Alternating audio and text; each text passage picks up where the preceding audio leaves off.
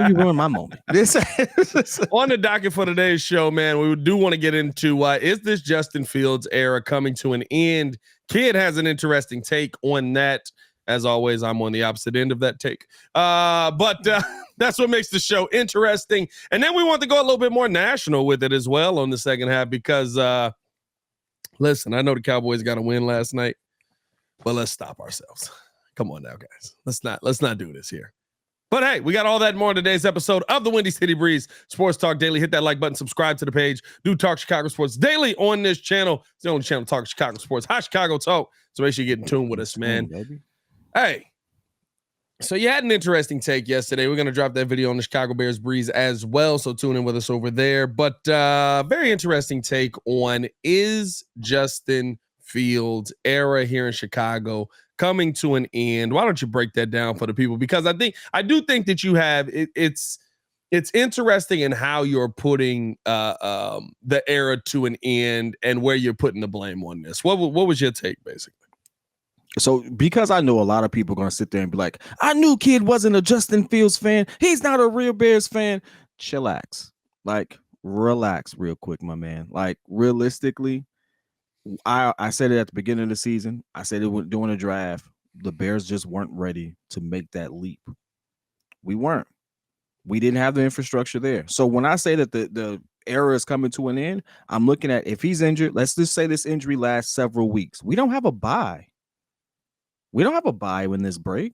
So there's going to be several games he's out. And we all said, everyone in this chat, most people on this channel said by mid-season, we'll know what we have.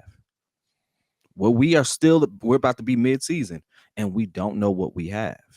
And so you can't think emotionally from the sense of, okay, like I like Justin this and that. You got to think of like really put yourself in a position of, all right, my job depends on whether or not I am sticking with this guy. And you don't have enough there. Now, does it mean that you've actually built and gave him the best opportunity? No, it doesn't. A lot of this stuff was inherited. A lot of this stuff is like to turn this ship. Justin was inherited, if we're being 100% honest. You said what? That Justin was inherited. Justin was inherited. So it's like, hey, I believe Justin will be a good QB in this league. I don't believe that this was the best spot for him at the time. And so I am not tied to this emotional push and pull of, well, what if he goes out there and if he goes to a situation that caters to him, then that's just the best situation for him. We just weren't that situation. And he wasn't the solution for us where we were. So it's a twofold thing. He wasn't what we needed, and we definitely wasn't what he needed. And it's okay to sit there and admit that. It's okay to sit there and say, hey, listen, we didn't put him in the best situation, and he didn't catch on the way we needed him to. Does not mean that he's a bad QB. Does not mean that he can't go to another situation and with a little more infrastructure in place and have success. It just didn't happen here at this time frame. And you move forward. If he goes out to be a World Hall of Famer, guess what? If you're a fan of Justin Fields, then continue to be a fan of Justin Fields.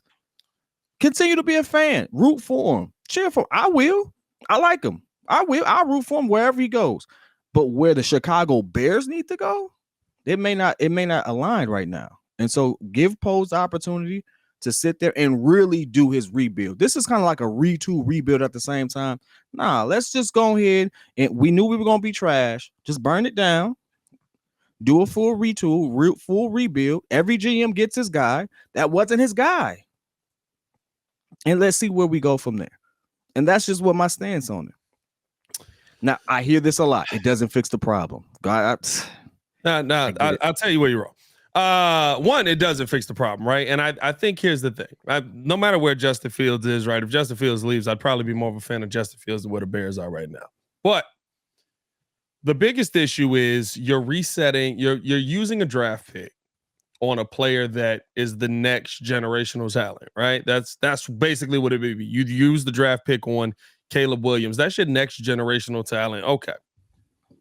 I would be fine with that if there still wasn't so much that the Chicago Bears needed. Mm-hmm. At no point in this is there any logical reason to give up on Justin Fields at this point. No logical reason for his era to end, because I know we're going to have fun with Tyson Bagent. Do y'all know how elite Brock Purdy had to be for them to finally go out there and be like, yeah, we're not giving Trey his job back. Jimmy, we trading you. Like, Brock Purdy went out there and was the reason that they were winning games. If Tyson Bagent do that over the next 4 weeks, we're having a very different conversation around Tyson Bagent, right? Like if he go out there and he's lighting it up and he's freaking, 25 for 35, 4 touchdowns, 1 interception. Yeah, I mean, like, all right, then we hear. But at this point, that seems to be from an undrafted kid, a very, very far-fetched situation. Brock Purdy was a very special situation and Very is in a special situation.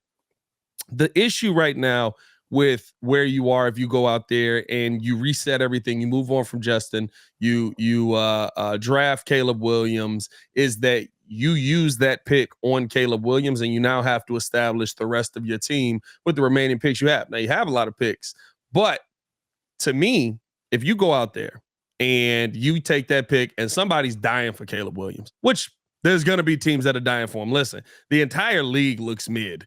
Like when the best teams in the league, there's what, 2? I mean, we got San Fran and Philly.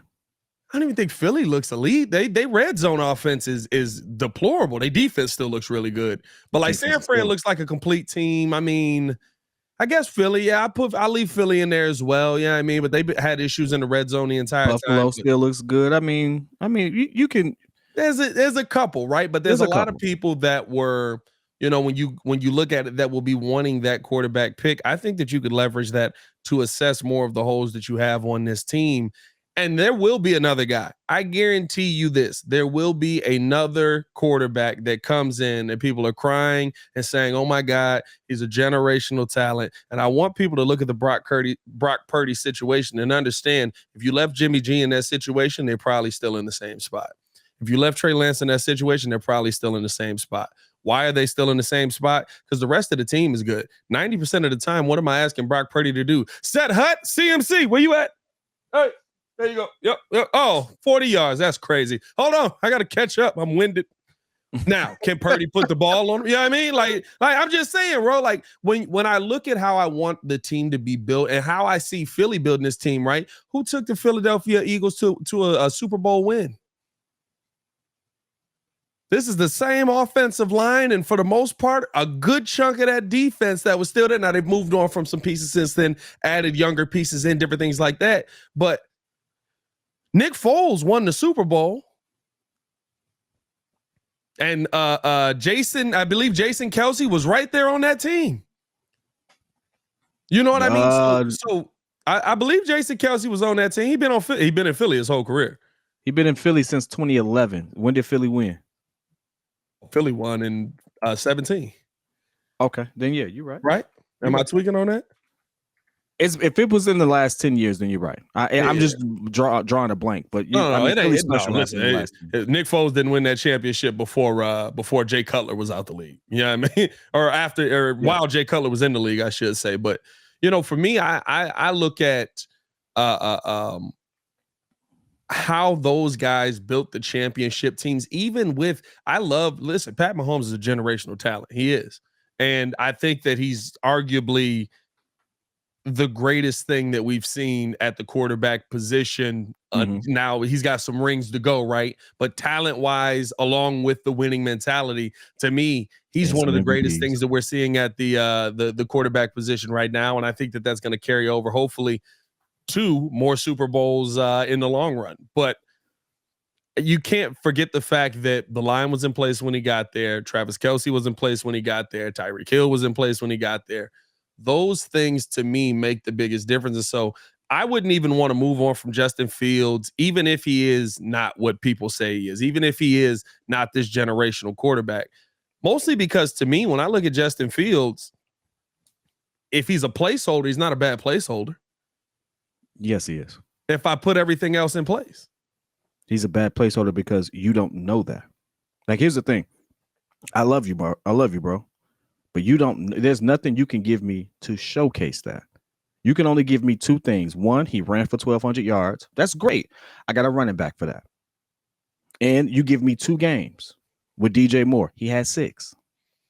Right? So here's the thing. You don't have a large sample size for me. You don't have enough to substantiate the claim that he's a good placeholder. It's just not enough there. If it wasn't us and it wasn't the Bears, and you looked at the situation from afar, any other team, you'd be like, that QB's trash. That's just what we do. That's just the facts. And so it's like the sample size isn't large enough. Now, if you sat there and we said half the season, if he gave me, and I'm only saying it because of relevance. I'm far past the whole Mitch thing. I want people to understand this, but it's just relevance. If he was giving me Mitch up and down, man, he gave me 4 touchdowns. Down, he gave me a lot of INTs. God, but he got me through. If he gave me Mitch up and downs, I'd be like, stick with Fields. Why? Because we just had this discussion privately. You think he has a better arm? He does have a better arm. He is more mobile. He does have a higher ceiling. He has more potential. He has way more potential than Trubisky did. But he's not even giving me that. And we all agree the O-line ain't changed that much. Maybe the league has gotten better. 3/5 of an O-line, I think. You know what I'm saying? Like, but it ain't all that. So when you actually add all of that in, there's just not a large enough sample size that he's a good placeholder. You know who would be a good placeholder? Somebody like a Nick Foles. Not going to be a long-term starter, but someone who's going to get that ball out quick because they can't rely on their athleticism. Make quick decisions. They're going to dink and dort them way down the field. That's not Justin's game. That's not how things are set up. But I think so I can't ride with that because there's not. You can't even give me the games. Give me the footage. Give me the proof. Let me take me back. Give me something. In the 2 games where he played well. Out of how many? In the 2 games, well, I mean, we're talking about this season. Last season, there was no expectation. You blew everything up. There was no expectation. No, you always have expectation for your QBs. Your expectation can only go as far as your organization allows it. The organization didn't allow them to win games. Yeah, the organization blew up the defense. The organization blew up the offense. How again? David Montgomery was hurt. You had Khalil Herbert. You had no offensive lineman in place last season. Who was your best wide receiver? My second wide receiver, my number 2 wide receiver now. So Darnell Mooney was your best wide receiver. He's my best wide out. Darnell Mooney hasn't gotten targets this year. I mean, he should. Your second best wide receiver now. Hold on, wait, Pat. That's not saying much. DJ Moore had to fight for targets. So listen, DJ Moore was getting 5 targets. DJ Moore's gotten 9 targets the last 3 games. The targets have been up for DJ the last 3 games, which is when we've seen things change for DJ. And we only what are we? What was that? Just week 6, right? We 6 weeks into the season. No, it was into the season. That was week 6. We 6 weeks into the season. So 3 games that were god awful. Well, 4 games that were god awful realistically, and 2 games that are monstrous, and 2 games that was great. But what I'm saying is the difference is, or what I'm looking at is what we're seeing from him this year, because you gave him more weapons. You gave him, in theory, more protection. The protection has been very up and down this year because of injury concerns. All of that stuff, right? I'm not telling you that Justin Fields is the guaranteed long-term answer. What I'm telling you is that you still have so many pieces to put in play that if you don't put those pieces in play, it won't matter who the heck you go get. So why waste draft capital on that guy? Why waste draft capital on Caleb Williams for what? He's going to be making more than Justin Fields is because he's probably coming in negotiating a contract. Like, this is a whole new era of of QBs and not even just QBs, top players in the league, right? Because I mean, I look at Travis Hunter. He's got to deal with Bleacher Report already. Like, he's doing a podcast with Bleacher Report reacting to what Deion Sanders is saying right now. Shadur Sanders is making multiple millions already. Caleb Williams, I believe they got him listed at $6 million already. I don't even think Justin Fields makes $6 million yet. Yeah, so I think his signing book. Doesn't he get a signing? But the point of the money's going up. I see what the base contract is. The money's going up. Contract is lower. So to me, right, you have to take all of those things into account. His contract is $18 million. He'll earn $4.7 million a year, just about. I don't know what it's breaking down to this year. This year's base salary is that's crazy. No, it's crazy. Bro, this man is basically making $1.8 million. College kids are going to sit there and be like, "Hey, I can make more in college and ride out with a bad team." Hey, Justin Williams comments $1.8 million. I do want to say this. Everyone is saying he gets $2 million with the signing bonus, so he's making about $4 million. Everyone's talking about Caleb Williams. No one. Maybe that's Pat's take that if you get him, you get him. I don't think that. I honestly think for what we have and what we need, would be the better prospect for what we need. Yeah. I'm not saying that he's more talented than Caleb. I'm looking at fit. I'm looking at, hey, this is the type of QB that's had success here previously. He kind of fits that mold. Has nothing to do with race. Let's not do that. I know some people are going to go that route. Like, has nothing to do with that, but just how he gets the ball out quick and stuff like Very that. cerebral guy. He really thinks the game. but like he gets the ball out quicker than Caleb Williams does. And I mean that the system and everything plays a part into that. But realistically, if you're going to ride with Getsy's looking for that type of player. Yeah. He's looking for that other player that you can groom like he did Aaron Rodgers. We know good and well he ain't groom Aaron Rodgers. But I mean, hey, listen, if that's the storyline he's gonna go with, that's the storyline he's gonna go with. That's the whole thing there. Like, you don't want, Pat, you said this yesterday. You would take a mediocre quarterback if it meant he can move the chains. If you can move the chains, I don't need you. I don't need you to go 30 yards. Care who you are. I watched Joe Flacco win a Super Bowl. So, like, realistically, Joe Flacco was trash. You all have to. I make the statement on the video. Y'all see it. It's going to be on the Chicago Bears Breeze. Are you a Justin Fields fan or are you a Chicago Bears fan? Because you're running out of time to sit here and say that they're synonymous, because it's not. At a certain point, you have to decide, hey, we clearly see that this organization needs to move off of maybe this coach, this OC, and by default, you're going to move off the QB. Because that'll be the third system that Justin has to learn at that point. That though, because I think you're seeing more people stick with it, right? You're seeing more of these changes. Think about it, right? Like Jared Goff was there when Ben Johnson got hired. Jared Goff has always been a decent. Jared Goff. Here's the thing, very different. Jared Goff was a game manager. But he was a good game manager. Jared Goff and Ben Johnson. Well, yeah, but you got to have a system to manage. You have to have a game to be able to manage. You know what I mean? 100%. Jared Goff and Ben Johnson's system is not a game manager, because game managers don't have success when their best weapons are out. Jared Goff is a good quarterback right now, and they have developed him into that. Game managers are the dudes that are like back before then. He had good numbers, but you knew if the game was on the line. So here's the difference. I don't want Jared Goff in place right now. I would rather have this guy, right? Like he wasn't one of the. He wasn't an elite. He was good. Well, I don't even know if he wasn't great.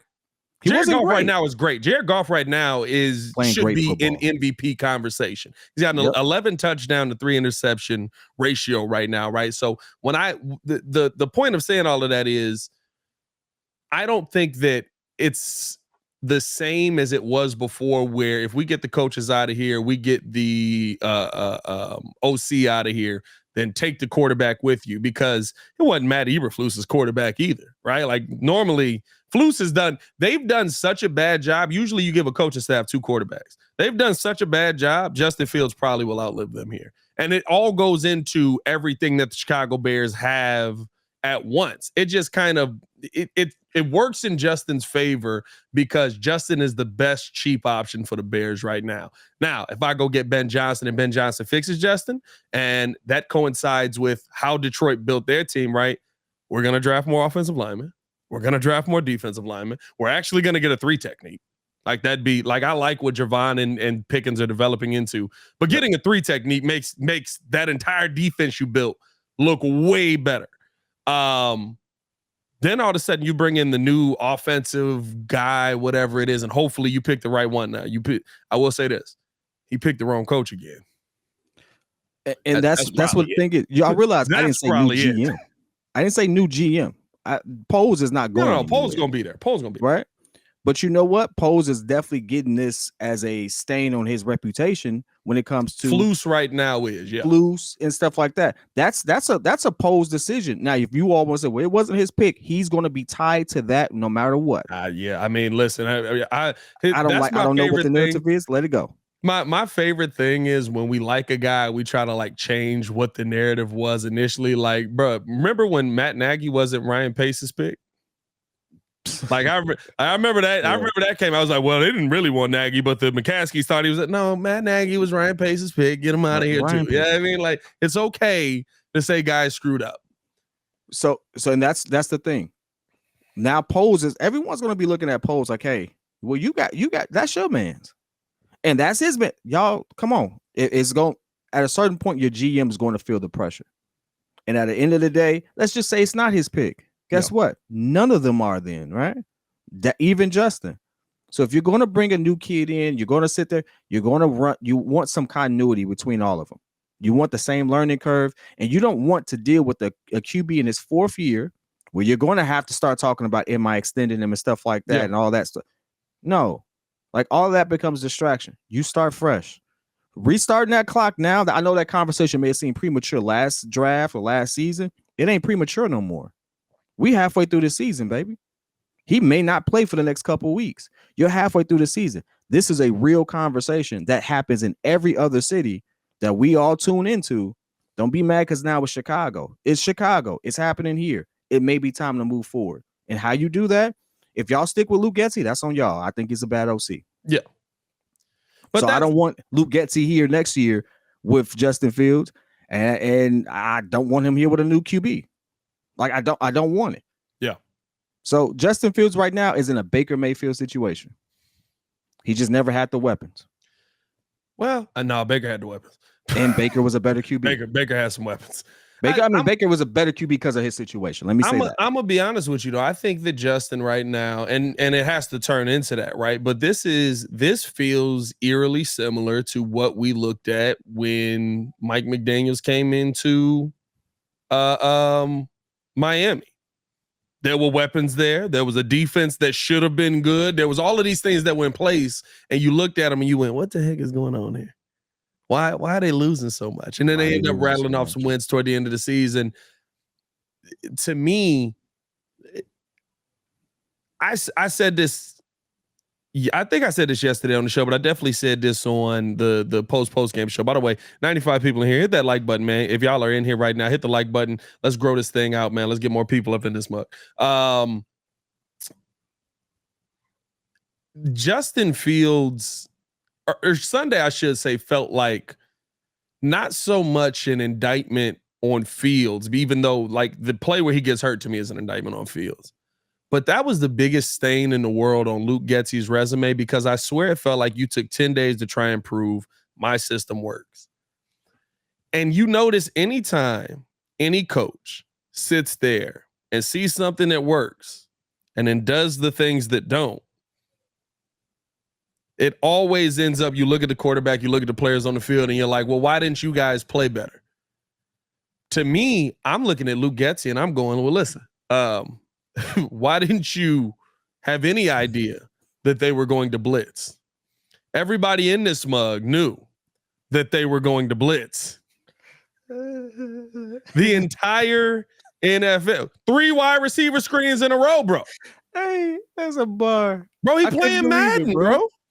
I couldn't believe it. Bro, he's playing Madden. They need to put Matt Eberflus needs to put, y'all know how you can put limits on Madden for how many play. We had to do this for Ringo because Ringo used to call the same cheese running play every single game in a row because you couldn't stop it. Like it was a glitch in the game. You literally couldn't tackle it.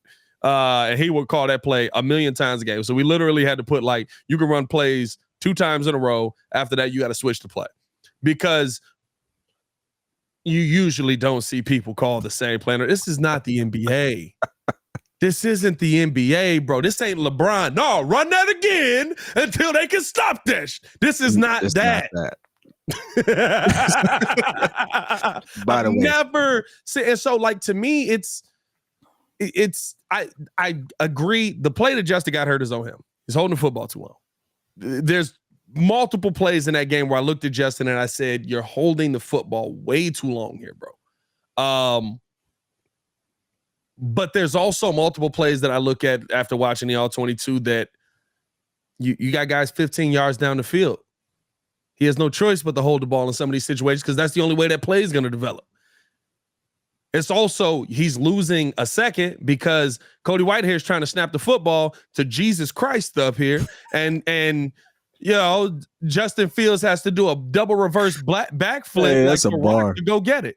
That's a bar. You know what I mean? Like, and listen, even with Tyson Bagent, I said this today, like Tyson Bagent, everybody who was, by the way, my favorite thing about this is the 2 weeks that Justin played well, all the Fields haters were quiet. Justin had one bad game. We're back in, baby. No, like stand on it. That's all I'm saying. Stand on your hate, even when he plays well. But no, I watching the all 22 was just like you're trying to make things develop, and it's like you didn't know they were going to blitz. Yeah, Brian Flores blitzed on 72% of plays.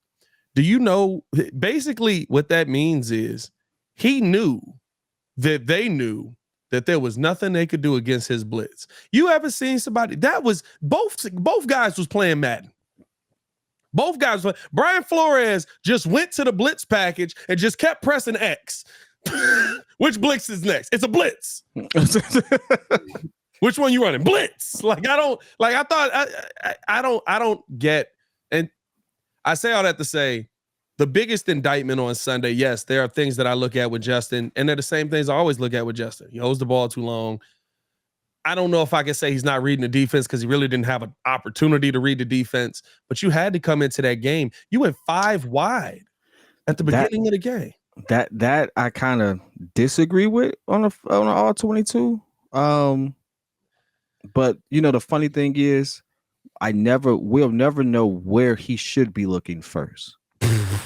That's so wild. Well, we gotta take that off the screen. That's hilarious, though. Shout out to you for the super chat, by the way. That's wild, but that was hilarious. That was funny. Hey, you know what? It kind of went over my head for a minute, and I did it hit me, and I was like, Yeah, that was wild. That was wild. I think the funny thing about this will be one, the screen passes suck. Those screen passes was horrible. But the biggest indictment now moving forward will be if Tyson executes on some of these whack plays better than Justin has. Yeah. And it's not going to be about whether he's a better talent than Justin. It's going to be, is he a better fit than Justin? And that's the one thing I don't want to happen, because I do believe Luke Getsy, with a QB that it has a more limited skill set, can win some games. Yeah. That may sound counterintuitive, may sound counterproductive, but you got to understand Justin can do so much that he has a lot in his repertoire to kind of rely on. I don't think Tyson has that. So he's going to be sitting there like, if I don't get this ball out now, I'm not scrambling for my life. I gotta get it out. And the difference is Tyson has, I mean, especially in that game, I can't take anything away from Tyson's game in that game because he has one read. Maybe two at most. Like they taking everything away from it. It's like, hey, listen, you throw the ball here. If that ain't there, and his ball placement wasn't bad. No, his ball placement wasn't bad. And I don't want this to be I gotta hate on. This is the weird thing. Because people want Tyson, they gotta hate on Justin. Because people want Justin, they gotta hate on Tyson. I don't want this to be that. I hope, you know what I hope Tyson Bagent is? The best freaking backup quarterback in the NFL.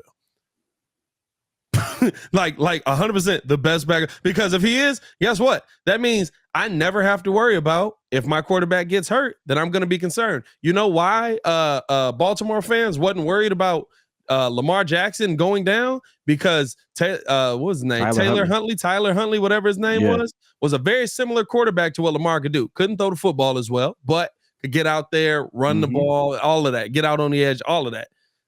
That's what I really hope we find out in the next 4 games. But to me, right, like, and looking at some of these comments, right, Chase Daniels was breaking it down. The blocking was terrible. And they asked Flus on Wallen Sylvie, because he's on there with them every week, every afternoon from 2 to 6. He's not on there. They hold 2 to 6, but Wallen Sylvie on 2 to 6. And like Flus was on there Monday after the game. And they said, who sets your protection on the play? The center. When was the protection at its best? When Cody Whitehair got the fuck out of there. Because it wasn't blocking. It was, you know, he talked about, we train our bigs to be big on big. We train, you know, Daniil Hunter never should have been not getting blocked by Darnell Wright. Darnell Wright sidesteps to take on the I want to say it was a safety in that situation. And Daniil Hunter's got Deontay Foreman right in front of him, trying to block him. That's not going to go well. When we talk about somebody else said, there was a couple of comments in there, said Justin was not reading defense. Bagent changed 2 plays and got 2 first downs. Guess what? Justin changed a bunch of plays on that drive that he ended up getting the helmet on, because Getsy kept calling pass plays and he kept going kill, run. Like it's so Justin saw the blitz coming after the first play. And that's also crazy. Like you got to know if you slide protection to the right, there's a free rusher coming. And there's still those aspects. And I'm not my point is I'm not telling you Justin Fields is a perfect quarterback. What I'm telling you is there are so many Cody White hairs on this team that you can't take a chance on going out there and wasting a pick on another quarterback until you fix the amount of Cody White hairs that you have on this team. But I also have to sit there and say, we are sitting there, and for those who are tuning in, if you, no matter what, I want you all to understand, I am a realist. It just is what it is. I'm not emotionally tied to either side of this statement.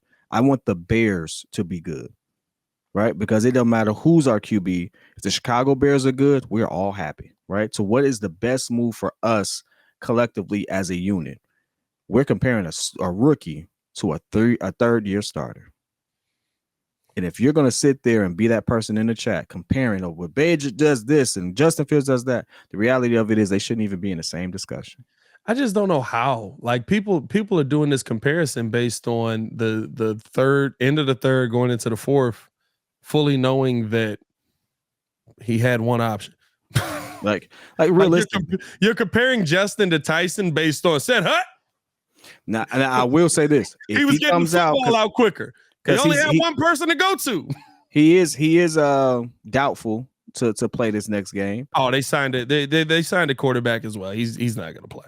If Tyson goes out there and he starts being Brock Purdy, then guess what? That is going to add fuel to the fire. It is going to cause an uprising. But guess what? That means the Bears are in a better situation, and maybe we can win some games. And this is still somewhat of a salvageable situation. Yeah. It just is what it is. I am a Bears fan.